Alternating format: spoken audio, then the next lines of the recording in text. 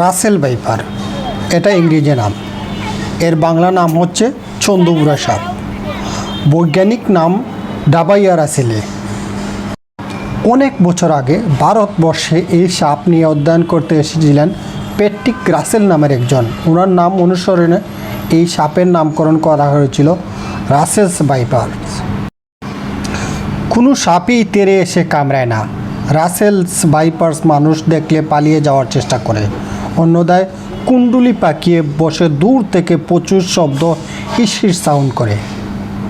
রাসেলস ভাইপারের বিষধর ধরন highly haemotoxic, যা মানুষের রক্তকে নষ্ট করে। তীব্র প্রাণঘাতীতে বিষধরের হলেও এই যথাসময়ে মেডিকেল গেলে রোগী সুস্থ হওয়ার প্রায় 70% রেকর্ড আছে আমাদের দেশে।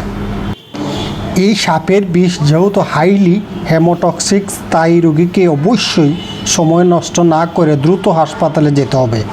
100 মিনিটের ভিতরে হাসপাতালে না গেলে রোগীর কিডনি নষ্ট হয়ে যায়, মাংসের টিস্যু নষ্ট হয়ে যায়।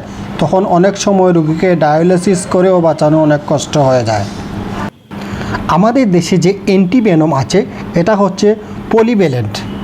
এই অ্যান্টিভেনম দিয়ে গুকরা, কালাচ এবং রাসেল ভাইপারের রোগীদের চিকিৎসা করা যায়। তাই আতঙ্কিত না হয়ে দ্রুত হাসপাতালে চলে যাবেন। দেশে একটা সময় বিলুপ্ত বলা হলেও দেশ জুড়ে এখনও মাথা ব্যথার কারণ হয়ে উঠেছে রাসেল ভাইপার। বরেন্দ্র অঞ্চলের বাসিন্দা হলেও সাপটির রাজত্ব এখন দেশের অন্তত 25টি জেলায় পৌঁছে গেছে, চাঁদপুর, বরিশাল, পটুয়াখালী পর্যন্ত। সবচেয়ে বেশি আনাগোনা মানিকগঞ্জ, ফরিদপুর, শরীয়তপুর, পদ্মা, মেঘনা, যমুনা অববাহিকায়, যার চুবলে চলিত বছরের মধ্যে মারা গেছেন অন্তত 10 জন, যাদের অধিকাংশই কৃষক এবং জেলে। যারা ফসলি জমিতে কাজ করেন তারা অবশ্যই সতর্কতার সাথে সেফটি মেনটেন করে কাজ করতে হবে। যেসব এলাকায় এই সাপের আনাগোনা আছে, হাতে গ্লাভস এবং পায়ে গামবুট পরে কাজ করতে অনুরোধ করা হয়েছে সবাইকে। তবে আমাদের সিলেটে এই সাপ নাই এবং সিলেটে আসতে পারে এরকম ধারণা সম্পূর্ণ ভুল।